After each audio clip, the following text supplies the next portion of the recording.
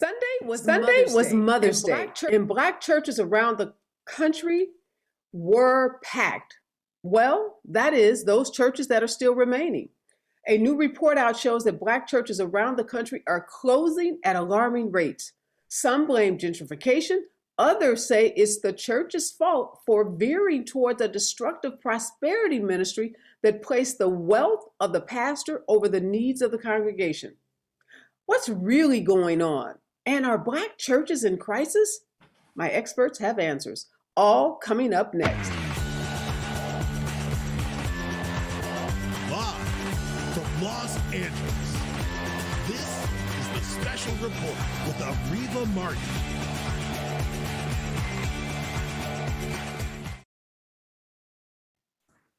Black churches have served as the pillar of the Black community for generations.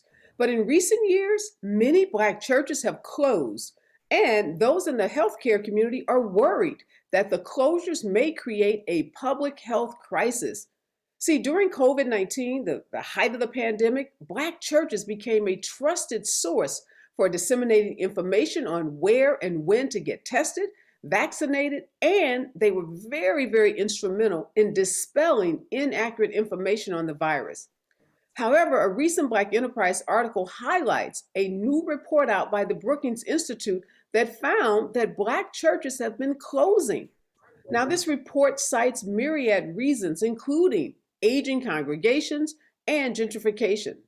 The study also found that these closures are happening in areas with the highest percentage of Black people, and many of these churches are churches that participated in state-run COVID-19 testing programs.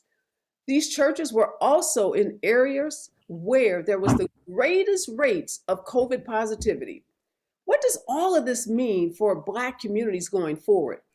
Here to help us break this down and to understand what the state of Black churches are is my first guest. Her name is Reverend Dr. Najuma Smith-Pollard. She is a program director at USC Cecil Murray Center for Community. She has pastored herself multiple churches in the Los Angeles area, and in 2014, she founded the Word of Encouragement Community Church right here in Los Angeles. She happens to be a friend. We have been church members for years, and I'm so happy to welcome her back to the special report.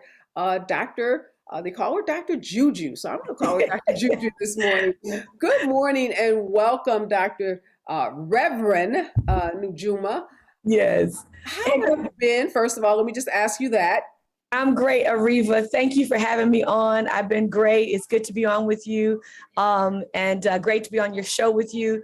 And yeah, just excited to be here and talk about some of the great work that we're doing at the Center for Religion and Civic Culture, of which the Murray Center is a part of, but also what we are seeing happening with Black churches across the country. We actually at the Center for Religion and Civic Culture, we are running currently been running a program called Reimagining Church, where we have been actually in conversation with pastors for the last year and a half around what does it mean to reimagine church post-COVID-19, how are we navigating the pandemic, and what does the future look like? And so I'm excited to get into this conversation with you. Well, I'm happy to hear that the center there at USC, which you said Cecil Murray's center, is a part of this larger center that USC houses. Yeah. But before we get into what some of those solutions may be and how we reimagine Black church, let's talk about what is happening and why this Brookings Institute study and report caught my attention. It really caught my attention because it talked about the closure of Black churches and the closure of churches in Black communities, and particularly those Black communities that have high rates of COVID positivity. So I just want to talk a little, and I had a chance, as I shared with you before the show, to speak with Pastor Mark Whitlock, who is pastor. Big brother. Yes, all of our brothers. He pastors a mega church out in the Prince George's County in Maryland. And, to get some of his thoughts about what he thought was happening, and also a professor at Yale University who works in the public health department, who's been a part of this Brookings Institute report. And one of the things that came up was this notion of gentrification. So Yeah. you think about where Black churches traditionally have been. Black churches have been in Black neighborhoods here in Los Angeles. You Yeah. look at where most of the Black churches are, they are in communities that were predominantly Black people, where they lived, worked, and played. Yeah. But now across the country, a lot of those Black communities aren't so Black anymore. Right. Around here in Los Angeles, if you go to Right. View Park, Baldwin Hills, Ladera Heights, Yeah. traditionally Black communities, even South LA, you see lots of diversity. You see Asian families, you see white families, you see Latinx family. Yes. So what does that mean if you have a Black church that was in a predominantly Black community and now that community isn't Black Black anymore? How is that dynamic changing what's happening to Black churches? Right. So the thing with demographic shifts, and we've been seeing a demographic shift in this nation for at least the last 20 years, right? We've been experiencing the demographic shift. But what I believe happened, what we are seeing is that what the pandemic did is highlighted and, magnify what's been going on in Black communities. Black communities have been, especially here in LA, where more than 50% of the population is Latinx. That's just a reality. And so our communities that were largely, Black populated communities are shifting to more Latinx. And so that's been happening. And then to add on that, so it's really layered. Then you add on that gentrification challenges, right? Where communities are being redeveloped and it's pushing people who can't afford the new apartments or the new developments, so to move other spaces.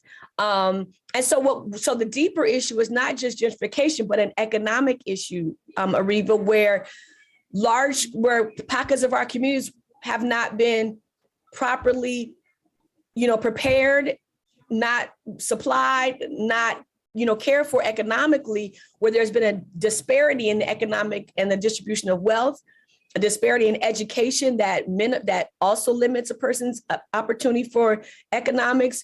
And so all of these things kind of, layer. And then you have a pandemic, which then uncovers and unveils another layer of disparity around health injustice. And so churches that were already in this shift, right? This thing was already happening. Now it's magnified 100 times. And you have churches that lost upwards, Areva, of 20 to 30 members, right? Right here in LA. Lost as in died from COVID? That passed away, yes, that passed away. And these were probably senior members. And what we do know about our senior members, they are the most consistent givers. And so when that happened, as that happened, and it's still happening to some degree, it changes the economics of the churches. It changes the economics of the congregations. Yes, prosperity gospel probably has a hand. Let's before we get to that, let's talk about these demographic shifts. Yes. So are you seeing in these communities where you have these demographic shifts that those Black churches are able to attract the new members that are moving into that community? So if a community that used to be Black is now predominantly Latinx or Asian or white, are those residents, the Latin, Asian, white folks, going to that local Black church on the corner? No, not by and large. Maybe a couple of people, but not by and large. So in Black communities where you have the shift that's been happening with the Latinx community, a lot of churches were leasing out, renting space, doing partnership with Latino-led churches, right? And so that's how they were able to maintain their buildings and maintain their ministries. We see a lot of that happening in South LA, but now we're seeing churches having to literally close and or sell flat out. Let's talk about that. That's really a challenge. Yes. Yeah, Pastor Whitlock talked about that a lot of Black churches are selling off its biggest asset, which is its real estate. And if you are in a Los Angeles, San Francisco, Washington, D.C., those assets, a church property could be worth multi-millions of dollars. Right. If it was bought in the 50s, the 60s, the 70s, the appreciation on that property just by virtue of being a piece of property that's available. Right. What does that mean, though? If a church that had a building, that had a school, that had an auditorium, that had gathering space is now sold, And now, Right. where does that church go? Where does it conduct its services? And that's the problem because and that's the problem because LA, for example, is landlocked. There's not a lot of land to go to in Los Angeles. Even if you're talking about going outside the parameters of the big city, there's not a lot of land, not a lot of space. And so what ends up happening, those churches, they just close. And the pandemic really magnified that issue and magnified the problem where churches just literally could not reopen their doors. We have a lot of churches that are just, the buildings are just empty. Nobody's in them at this point, some of them. And so what that means for the community is, and what we also saw in the pandemic is that a lot of these churches were a place where people did go and get food. They did get information about COVID-19 and vaccines. They did go to get clothing and whatever other needs they needed during the pandemic.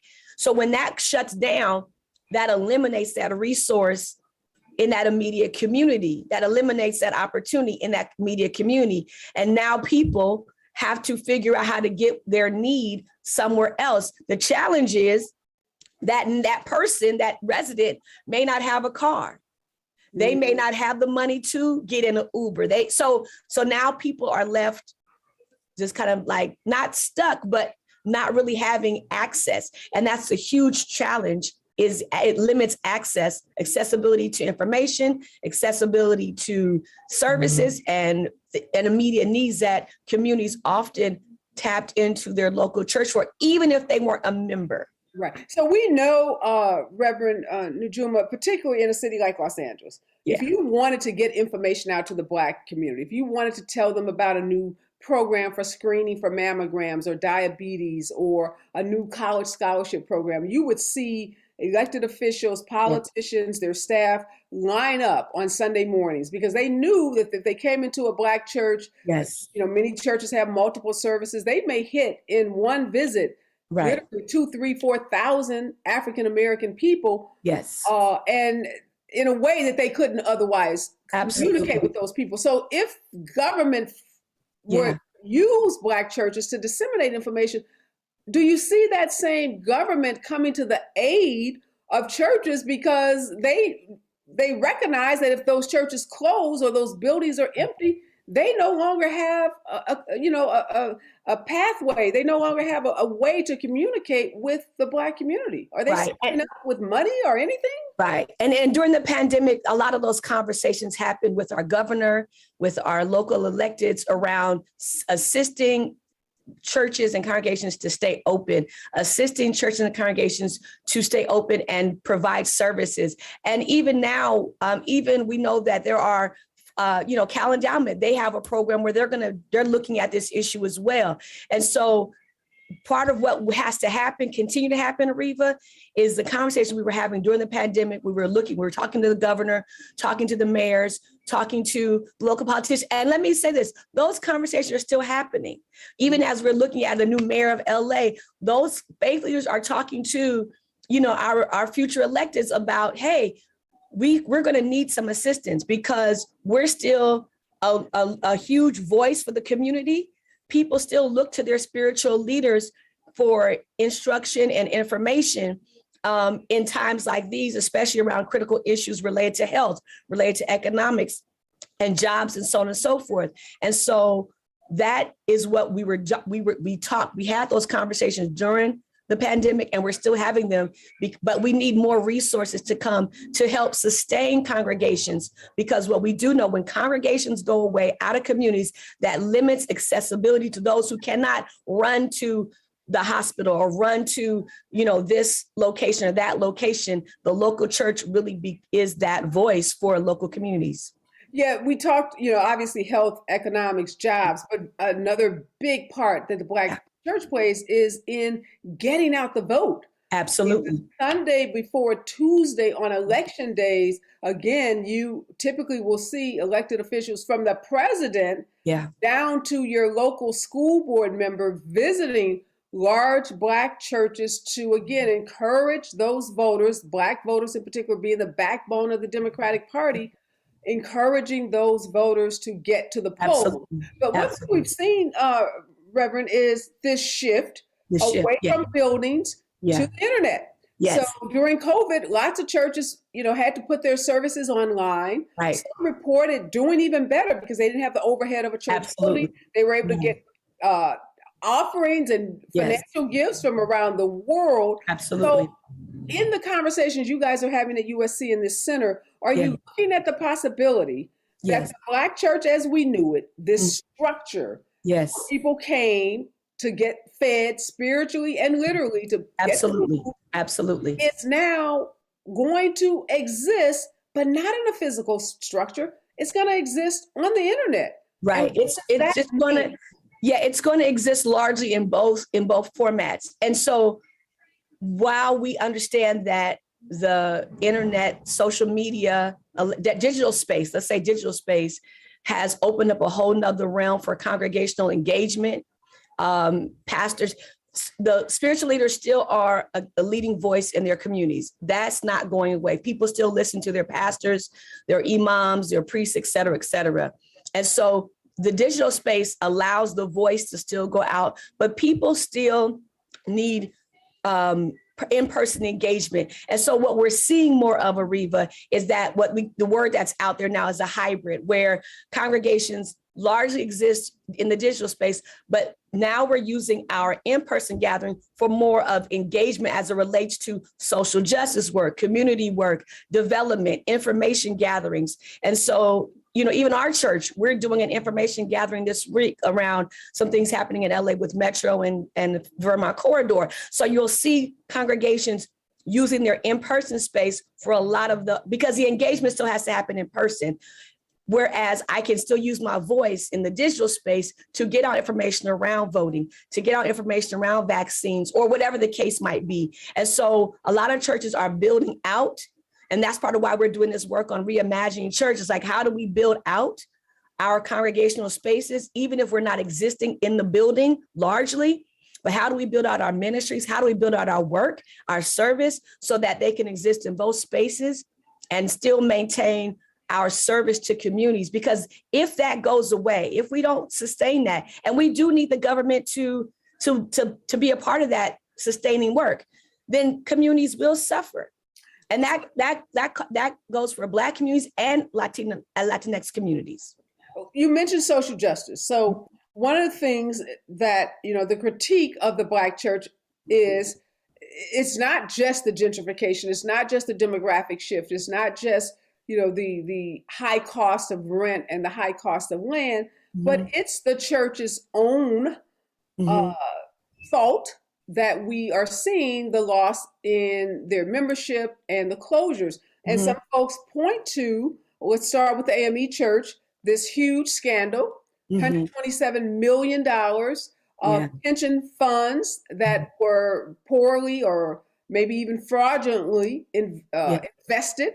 Now an FBI investigation is taking place, class action lawsuits against the church, pastors who invested thinking that they were going to be able to retire and recover retirement monies now, have seen their retirement money pretty much, diminished. So where do we place that in this whole closure of Black churches? Right. How much of it is the responsibility and the fault, let's call it what it is, of the church itself? When you look at a scandal like that, this pension scandal. And let's be honest, scandals really hurt people, right? Because it kills trust and credibility. And so part of what has to happen or continue to happen is congregations, we have to work on and continue to be accountable for everything that we do. I mean, just like we are a part of holding law enforcement, corporations accountable, congregational spaces, pastors, we are equally accountable. How do we do that, Reverend Najuma? Right. If I'm a member, if I'm a pastor in an organization like the AME organization, I don't want to pick on the AMEs because obviously I'm a Catholic by, grew up Catholic and can't think of a church more ridden with scandal than the Catholic Church. So lots of large denominations have scandals, but that is what in some ways turn younger people away. Like my own kids who you watch grow up in First AME don't go to church. And when I try to encourage them, they will point to the pastors, the scandals, and they also point to this prosperity ministry that some pastors bought into that place the opulence and the wealth of that individual over the need of the community. So when we started seeing pastors saying they needed private jets to fly around the country, when they, are living in these lavish mansions and dressed in, $10,000, $15,000 designer suits, driving Bentleys and Rolls Royces, and no separate job, like, God bless you if you do that and you're a doctor, a lawyer, or, a financial person, and you just happen to be a pastor too. But if you're doing that from the donations, the tithes, the offerings of your members, our younger people, and I'll tell you, my younger people, like, I ain't buying nobody no Rolls Royce. That's dead. They all got their own billionaire mindset, right? So they're not going to do pastor anniversaries like we grew up doing. They're not, even though they grew up in that tradition. Did it. Yeah. So where do we place that? Because that's not the fault of the pandemic. That's not the fault of government. Absolutely not.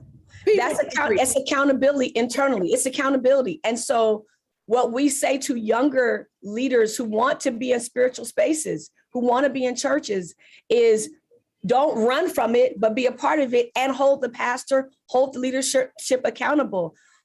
If you're a tithing member, if you're a part of a church, you should have, and I can't speak to all these different churches because I'm not a member there. I can only speak to really the church I've been a part of. But as a tithing member or as a member, period, you should have an opportunity to hold the leadership accountable to what's going on. And so while I can't answer for all those spaces, what I can say is we want accountability. We need accountability. Accountability in our congregations has to happen. And to those who have said, no, I'm done with church, I would encourage you, come back, hold us accountable. Wait a minute. Well, let me stop you, Reverend. How do little old me?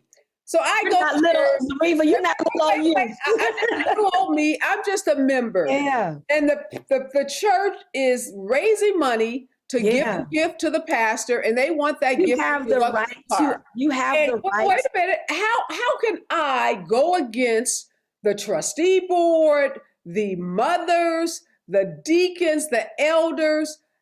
And when they start telling me about these scriptures that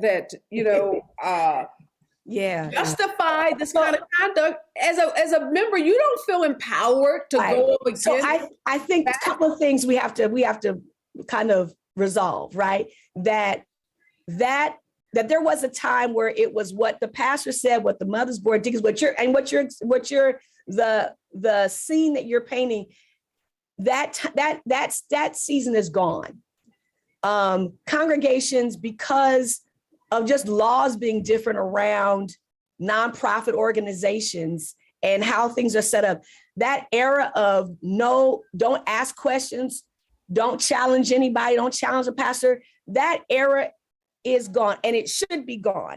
And if anybody is still in a congregational space that's like that, I would question it, number one. But number two, we're in a different era where churches have to have a different level of accountability just by way of their existence, but also because we understand now that the pastor, the leadership, the mothers, all those different dynamics, the use of scripture on people's minds to hold people, ignorant, if you will, that era is gone. And no one should be held down or should be held down like that. And if you're in a space like that, I would encourage you to reconsider and or, really begin to challenge and say, I want to be here. I want to serve here, but this way of leadership doesn't work. And so, that's what I would say. And again, I can't account for all of us, but I will say this. Congregations, we're held to a different level of accountability legally, and our structures are different. That era has passed, and if you're in a congregation where that still exists, I would encourage you to examine it and maybe even look to going someplace where there's transparency, where you can offer a question, where you can, kind of say, hey, I'm a member, I'm I'm a part of this, but I need to know what's going on. Those records, those books should be made available. And it's just, but we need people to still be a part of, to hold the accountability up, just as I would any other institution that I'm a part of.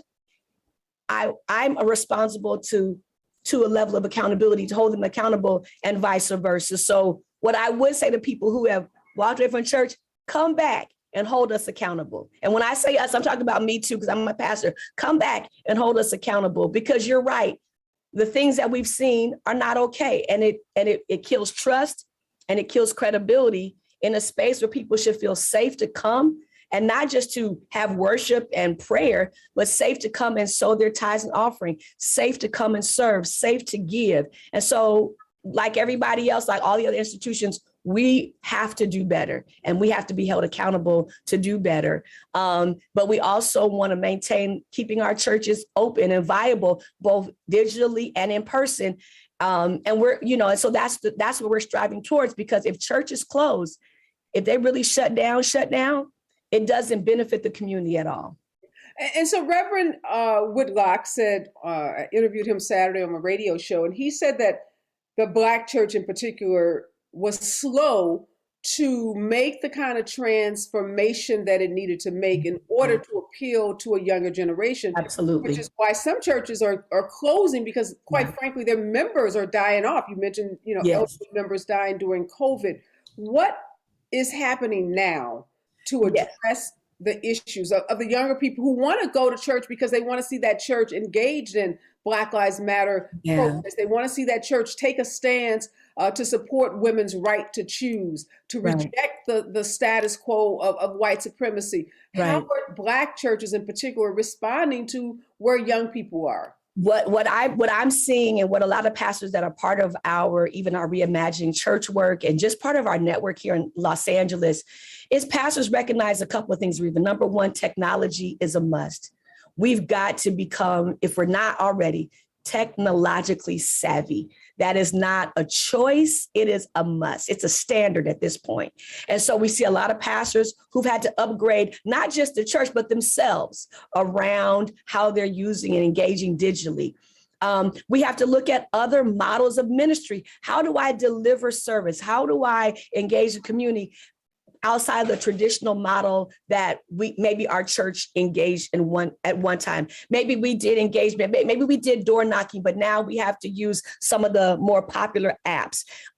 So we're looking at digital education, right, and development, engagement, innovation around engagement, as well as retention. How do I retain communication with my community, communication with my membership? And so retention has to even be innovative, right? At one time, pastors could call their members, or they would send a letter. You can't send nobody a letter nowadays. People don't even open their mail. I'm sitting here as you're saying this, I'm thinking about the Black pastors in LA. Most of these dudes are 65 and over. And I don't see them on Twitter. I don't see them on Instagram. I don't see them on TikTok. And sadly, the congregations will dissipate. And so the ones, and let me say this, the ones who want hold on, let me correct something. My aunt, who watches this show religiously, is 89. So I do not want to suggest that anyone over 65 is not technologically savvy. Oh, absolutely. But I spend a lot of time on these social media platforms, and I do not see a lot of these traditional church pastors there. Yeah. And so what's happening, here's the thing that we need to dissect. If we want our congregation to thrive, this is how we have to think forward. It's without a doubt.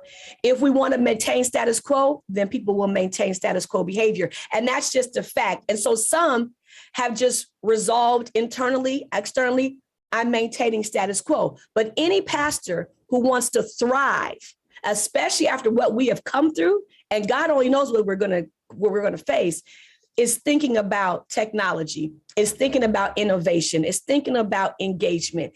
Any pastor that wants to thrive and grow is thinking differently. And so while everybody isn't doing that, the ones who want to thrive, they are. The ones who want to thrive are engaging their young people, hiring people to say, hey, upgrade my website, upgrade my app, upgrade my Facebook engagement, my Twitter engagement, all that.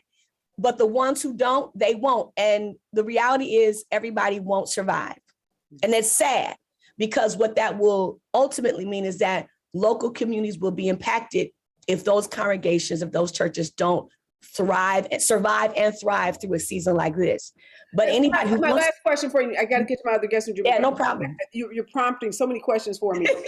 Is there an effort through your center, which is doing phenomenal work, to get some of those older pastors who are stuck in the status quo? Because many of them occupy these big buildings, the buildings that we need for this community outreach for health and other reasons. So we need the buildings and we need those spaces. Is there any effort to get those older pastors to build a bench of younger ministers so that there can be transition and we don't lose the church altogether when they die off or get so old, but yet there is a next generation, like we're seeing at West Angeles. We're seeing Bishop's son, as Bishop announced that he has Parkinson's. And he's, in not the greatest health. We're seeing his son, Charles Blake Jr. Take over one of this, again, probably largest churches in their denomination in the country. So I wonder, is that happening? And, maybe some folks say Bishop stayed too long. Others say this is the perfect time. But we see that transition happening. There's a lot of transition happening. And actually myself, and I know you know Pastor Michael Fisher and a couple other of us, we were having a conversation. We were looking at the landscape just here in LA with the transition with a number of pastors, what we call our fathers in ministry, right? Retiring. Sadly, some have gone home to be with the Lord as a result of the pandemic, COVID, and other things. And so there's a new, if you will, guard. I'm just using that for sake of understanding quickly, but there's a new guard raising up. And a lot of us are clear about how we have to engage differently and do church differently going forward. But also with our Reimagining Church program, that's part of what we're doing, is talking with existing pastors and leaders, and even those that are emerging and taking over traditionally led churches led by older senior pastors who led in a traditional way. Is let's think about technology. Let's think about, here's the other key. Let's think about how all of us have been impacted by the trauma of the pandemic and how that will play out in our growth and development, or not, if we don't attack and approach the trauma that our congregations and leaders have experienced through the pandemic. We're thinking and talking about innovation. And so the answer is yes, because if we're going to thrive, if we're going to grow, if we're going to make it out of this and make it out, not just, by the hair on our chin, but make it out where families and communities can continue to thrive, even in the midst of demographic shift and gentrification, we got to be thinking in this way. And that's happening. It is happening. Well, It's slow. It's probably behind the times, but it is happening. See, I'm ready to change my membership to First AME and join your church. Or better yet, maybe you can come back to First AME. That would even be better. You gotta talk to Bishop Few about that one. We love. All right, from your lips to God's ears. Thank you so much for joining me. Thank you for the great work you're doing, for definitely being on the front lines and helping us, because you're right. Even as we move to this technology model of church, those buildings play such an important role in our community, and we've got to save as many of them as we can. We got to get folks back in them, because, oh my God, I remember doing church runs with then Senator Kamala Harris, and on Mother's Day, getting to a church, and I thought I was late because the parking lot was so full. And when I got there, I wasn't late. I was 30 minutes early. And that was the message throughout the day. We're visiting churches on Mother's Day. Absolutely. Black churches that traditionally should have been packed, would have been packed. And let me just say this real quick, because I know you have some other guests. So what's also happening, and we're talking about civic engagement and faith communities, right? We're doing a lot of that stuff like you and I are doing right now digitally. So we've had digital town halls, community conversations, a lot of that's happening digitally. So the Black church is still here. Black leaders are still here. We're doing it differently, but we're still here, and we're mastering this piece. We're mastering it, and we're going to continue to thrive and grow through this season. Yeah. No, again, that's clear. With leaders like you, I'm encouraged. Be encouraged. Thank you, so Areva. much. I'll Appreciate see you you. soon, my friend. Thank you. Bless All you. right. We're talking about the Black church being in crisis and what that means for public health. My next two guests are public health officials. First joining me is Dr. Tamara Taggart. She's a professor at George Washington School of Public Health, and Dr. Aishah Scott. She is a health policy and Black studies professor at Providence College in Providence, Rhode Island. Good morning, professors. So you all both could hear what Reverend Juju was saying about the Black church and its importance. I'll just both ask you, from your perspective, are we as a Black community and are Black churches in crisis? I'll start with you, Dr. Taggart.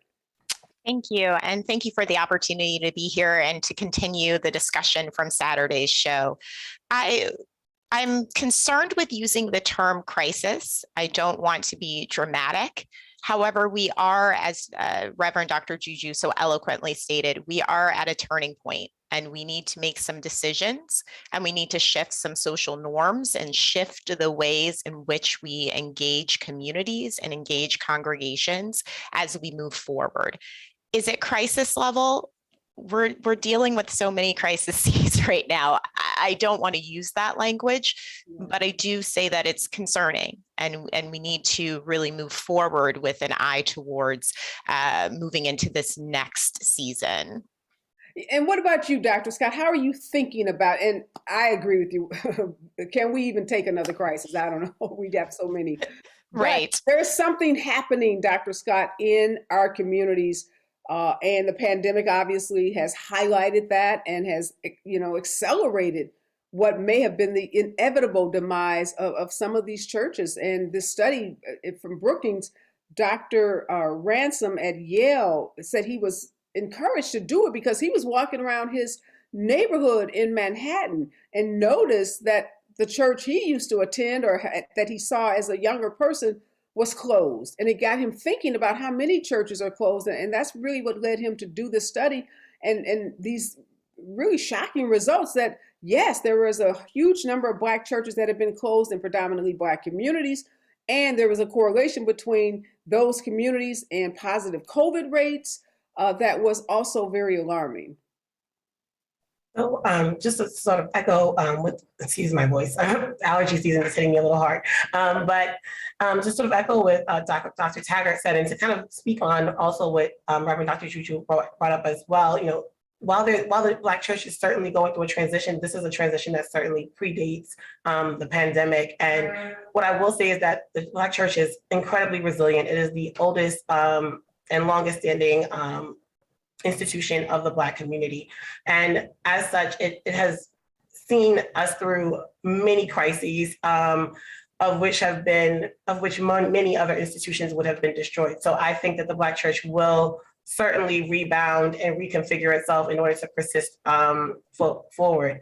But that being said, even with the advent of the BLM movement from 2012, there's been an incredible pushback on what's been happening between generational gaps within the Black church and folks wanting to sort of reject the idea of respectability politics that are part of some of the Black church tradition.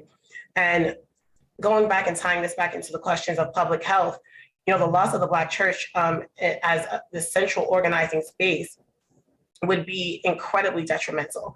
Because one of the reasons that we're seeing some of these Black church closures, and not to oversimplify because this is certainly a multifaceted issue, but one of the reasons that we're seeing this is because of the many issues that left the Black community vulnerable to disproportionate impacts of COVID in the first place, is the reason that we're seeing many of these Black churches close as a result of the pandemic as well. I mean, if you're depriving folks of access to resources for affordable housing, quality education, living wages, when these people can't afford to take care of themselves, they certainly can't afford to donate to their churches as well. So a lot of what left these communities vulnerable to having disproportionately high deaths and poor health outcomes is exactly what's leaving the Black churches vulnerable as well. But as we've seen from the Brookings study, the Black churches have been central to getting information to Black community members, to getting resources to Black community members throughout this pandemic. And that's largely because it's still a trusted space, even for those who might not attend church regularly, information that gets to them that comes from these spaces is still seen as trusted information. So the loss of those spaces would be detrimental to the community, but also detrimental to our larger American society, because the government, in many ways, you all were kind of getting into this a little bit earlier, has not invested in these communities so that they are the trusted spaces, so that they are a trusted space to sort of address these issues of inequities in terms of housing and education and employment opportunities. So the church has been the space that people go to organize around these issues. So that's why the government has to use the church as a space to sort of reach the Black community. So it would be incredibly detrimental on many layers if we didn't have that conduit. I want to talk about, obviously, the public health issues, but you raised, Dr. Scott, the issue of respectability politics and how that is in many ways in the DNA of some of these senior pastors that we're talking about. And you think about the civil rights movement. I know you're a Black Studies professor in addition to what you do around public health. So the civil rights movement of the 60s, the church played a really critical role. We think about Dr. Martin Luther King and his legacy coming out of Ebenezer, a Baptist church there in Atlanta. And then you fast forward to today and you have the Black Lives Matter movement that wasn't birthed from the Black church. That movement, not to say that the people that started it weren't a part of a church, but the movement itself was not born out of the church. And there has been this friction between that movement, the leadership of that movement, and traditional Black pastors. How do you see that being resolved? Some of it's just generational. I remember I was at an event, I don't know, maybe it was 19 or 20, must have been 20 or something. It was after George, I'm not sure. It was recent, but Reverend Jesse Jackson was speaking. And he, in his eloquent way, was reminding Black Lives Matter leaders and protesters that, you know, this ain't new. Y'all ain't that special. We've been here. We've done that. So, you know, you need to get it together and be more reverent. I think he was kind of taking that generation to task for not respecting the legacy of protest and civil disobedience and not doing enough to study it. So, you know, it was kind of an ouch moment. Oof, you know, it kind of stung the crowd. But there is that tension. How does that get resolved? You know, I think that this was, you know, I think if Reverend Jackson thinks back a bit, he would remember that even during the 60s that MLK was not always seen as being, you know, folks didn't necessarily in that moment see him as the respectable option. There were actually many members of the Black church who saw him as extremely problematic. It caused extraordinary friction and made people sort of choose sides between the Southern Christian Leadership Organization and the National Baptist Convention at that time. You know, Reverend Joseph Jackson was no relation to Jesse Jackson, to be clear, was very much not a fan of MLK and his tactics, and felt that he was making a fuss, and that the best way would to go about this was to sort of look internally and work from within the system, and felt that him taking to the streets was problematic and embarrassing. Doesn't this rhetoric sound a little familiar? So I think that if Reverend Jesse Jackson thinks back a bit, there was a moment when he was on the other side of this as well. So, and this is one of the reasons that gives me hope that the Black church will be resilient and persist through this, because every generation rejects the respectability of politics just a bit more than the generation before it. And of course, that causes tension, because that generation feels like, well, we already pushed the envelope and now we're in the space that we need to be in. And then the new generation comes and says, no, you need to push it a little further. And that's always going to cause a friction, and it's not going to be pretty. But I do think that what we're seeing is the middle of a transformation, and a pandemic that hit in the middle of a transformation, causing just extra problems on top of what we were already experiencing. Yeah, and so let's talk, Dr. Taggart, about this pandemic and how devastating it's been, not just on, you know, U.S. as a whole, but definitely on Black churches, because we do know when the vaccines were rolled out, it was the White House, it was other elected officials who wanted to get Black faith leaders involved in helping to carry the message, as there was thought to be Black hesitancy, that Black people were hesitant because of the, you know, historical distrust of the medical community. They thought if the message was coming from Black leadership, if vaccines were actually offered, at Black churches that would be a way to reach, African Americans. And we did see the rate of vaccines tick up amongst African Americans. But is the government doing enough now to keep these churches open? I fear that, they turn to the Black church when they want to get the message out, but are they there helping these churches that, as Reverend, Najuma showed us, are closing? So where is our government? So I think our government is quite absent. This sort of intermittent engagement is not engagement. It's we're in crisis. We have a problem. Okay, let's tap into this resource and run away as soon as we think we've solved it. That's not engagement. That's not authentic. That's not building trust or partnerships. That's really quite the opposite. And so I would say that the government is really at a point where it needs to do more authentic engagement, more partnership, put more resources, both financial resources, but also tangible and social service-based resources in Black churches, in these cultural institutions that we know are really stopgaps to the inequities that persist in Black communities and racial and ethnic minority communities. So the same types of strategies that are being implemented around urban planning, around economic development, around policies to increase the resources in certain communities, those also need to consider faith-based organizations, and they need to partner with faith-based organizations to ensure that those resources and services are being provided for them as well. This kind of intermittent coming in and coming out serves no purpose at all. If anything, it's more harmful than it is actually supporting Black communities or supporting the faith-based organizations who, for decades, have been in those communities. I can speak for myself. My family has a church that's about 80 years now in Cincinnati, Ohio, and we've been in a low-income community for approximately 40 or 50 of them. And as other services have been removed, as grocery stores have left, so there's no place to get fresh food in that neighborhood, as the signs of gentrification are starting, our church is still there providing community services throughout this pandemic. And so many times over, this is repeated in other places where Black communities are, where churches are what remain, where these faith-based organizations are what they have.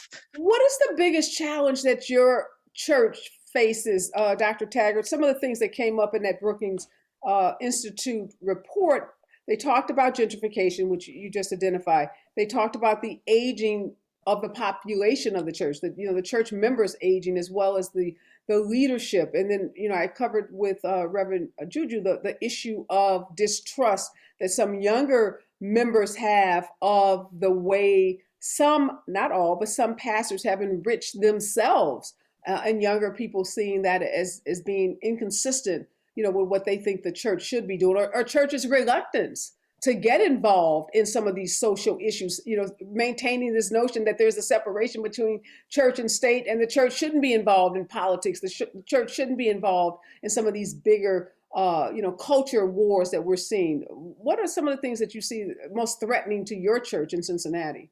For sure. So, of course, those related to economic challenges, related to shifting demographics are certainly challenges. I also would say, as Dr. Scott alluded to, there is another larger challenge of the fact that these communities are under-resourced as a whole. And so, as a result, the institutions that are in these communities will also be under-resourced. The same structural racism, poverty, job loss, those same ills that are attacking those community spaces similarly are reflected in the institutions there, are reflected in the church communities that are there as well. So those are some of the challenges. There's also this challenge of, specific to the pandemic, having older congregation members and being sensitive to their needs, to their healthcare needs, to what is this ever evolving and changing landscape of COVID-19, of the resources that are not being shared with churches in equitable ways, and not providing them with the resources they need to create. Those are responsibilities of communities and of governments that they've shied away from entirely. So, Dr. Scott, we heard Reverend Juju talk about what she sees happening, what her center at USC is doing to attract younger people. What do you think is going to be the critical thing that is going to bring younger people back to the Black church? Because, the church I go to that Reverend Juju and I grew up in, any given Sunday, I don't even know if there are people there under 25. And my own kids who grew up in the church, I can't even get them to go. So I would be one of the people who are guilty. My kids just won't go. They'll go back at some point in their lives, but right now, they're not going. So I don't know what I can tell them. So, what can we say to that generation, 25 and under, to cause them to have a sense of faith or trust to go back to the traditional Black church? I think that we need to see the church as being sort of in the streets with the young people as they are right now. Because when we look at what happened with George Floyd and Breonna Taylor, these young Black folks were in the streets, and they need to see their leadership in these churches alongside them. If they see the church as a space that's central for their organizing, this is a space that they will come back to. But if they see that this is a space that they're not doing this right, or that they aren't, that they're not adhering to certain respectable forms, then they will look at the church as an outdated space, and that is no longer serving the needs that they, or creating the world that they want to see. So they need to see that the church is going to be a space for them to get active and have a space for their voices to flourish and be heard and be recognized and not admonished, which is sometimes. How does the church, though, strike that balance? Because as we know, Black church traditionally is supported financially by its older, more successful congregants. So it is the older folks who now are established in their careers that can give more money. I have a friend, he's a young pastor, again, grew up in his church, he's pastoring someplace else, and he tells me that everything that he wants to do, he has to be cognizant of how his motherboard is going to respond because they hold the money. So he's probably early 40s, so his heart is with the 25-year-olds, but he's beholden to the 80-year-olds that hold the purse string. So that seems to be an incredible challenge to get that 80-year-old to say, you can use these church funds that I'm giving you. And in fact, he said, they hold that over his head, and if you don't do what we want you to do, we're going to report you to the bishop and, all kinds of stuff. So, and if you're out there with those radical millennials, marching in the street, that's not God's business. That's not what this church should be doing. That seems incredibly difficult. And I think Reverend Juju is still with us, and if we can get her back in, she can respond to this too. But what do you see, Professor Scott, just even from a Black studies standpoint, who, you've studied this as your career? I think that what we have to see is that, and what we need to see is having some conversations, some real talk conversations with some of our older members of the church community about what they want the future of their church to look like, and if they want there to be a church in the future. So, if you're putting all your money into this church because you want to see it thrive long after you are here, if you don't have young people, you don't have a church. And that's just the reality of the situation. And I'm also someone who's part of a church that has where the average person in the church is over the age of 60. So I am one of those radical young people, right? I am one of the 58, but you're still one of those radical. I know I'm not, but literally I'm considered one of the young people from the demographics of the church. And y'all don't have the money. See, that's the problem. My pastor friend says, look, the young people have a lot of passion and energy, but or if they're not giving it to the church because they got to support what young people have to support, which is their lifestyle and their clothes and their shoes and all that stuff. So I don't know if they give a lot of money to church. Pastor, we have you back, Pastor. Yeah. So young people. So I want to. My own kids. I don't know if they've ever given $1 to church. They got a lot of money. Yeah, I think so. A couple of things I want to say. First is when you talk about people coming back, the real question is, what are you giving them to come back to? That's like if someone says, I want to come back to a relationship, what are you coming back to, right? And what are you coming back to, and what are you bringing back? And so I think churches have to think about two things. If I want people, especially our younger congregants to come back, what am I telling them to come back to? Am I telling them to come back to Sunday service the way it was January 2020? Or am I giving them something different, something new, right? That's number one. We have to ask the question, what are we encouraging people to come back to? So the question would be, if I was the pastor of where you go to church, like if I want Areva's kids to come back, what do I want them to come back to? What am I inviting them to come back to? That's number one. The second thing is this generational conversation. And I think Dr. Scott had it right. There has to be conversation between both generations to say, listen, we're not going to see eye to eye on every dot and every slash. But on the things that we can see eye to eye on, I think we can agree we want the church to thrive and survive. I think we can agree we want our future generations to have a place where they can worship. So how do we do that together?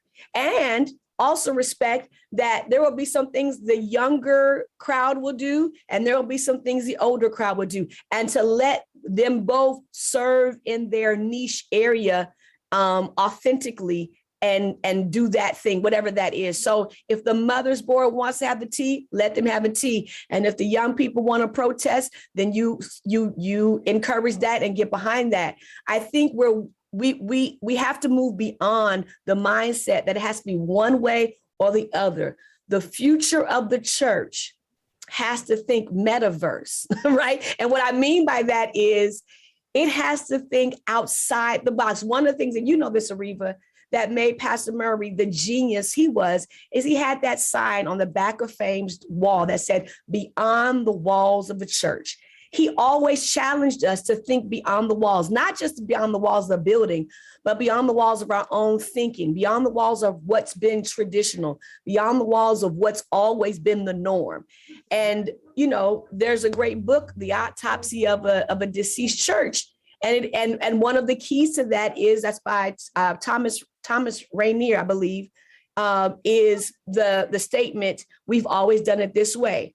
We got to get beyond the walls of that thinking. And then we can see our young people come back and stay. But we have to also give them something to come back to and stay. And that's an excellent point. I'll ask you this, Dr. Taggart, you have a church in Cincinnati. One of the things, and Pastor Juju referenced Reverend Cecil L. Murray, and I was telling my production team about him before we started the show. So the Black church has been always centered around these huge charismatic figures. Yeah. And when those figures leave, they die, they retire, oftentimes churches implode. There's often infighting, and this fraction goes here and this group goes there. How can we get beyond the wall and start thinking about the church as an institution when the whole structure of the Black church has been around this charismatic figure? Yeah. And our church included, this great church we keep alluding to, had one of the most charismatic figures you can imagine. Not just charismatic, but a man of integrity, a man of, he was a visionary. His thought process was well beyond, probably too big even for the organization that he was a part of. He was a threat because he was just so visionary. And then he leaves and the church, just has been on a steady decline. So how do we uphold Black churches and get away from this model that you got to be the super person? Because those people come once in a generation. Dr. King and the likes of which, we're not gonna, God just doesn't do it that way. There's gonna be one of those in every generation. And we need thousands, tens of thousands of these Black churches. And, we need people who are not so charismatic, but they're just good leaders. They're just solid managers. Yeah. You go to a church with a solid manager, if you say, oh God, he can't preach, he's boring, and then they're out. That, because part of church is performative too, right? Let's just be real. Yeah, yeah. So, the word is succession planning.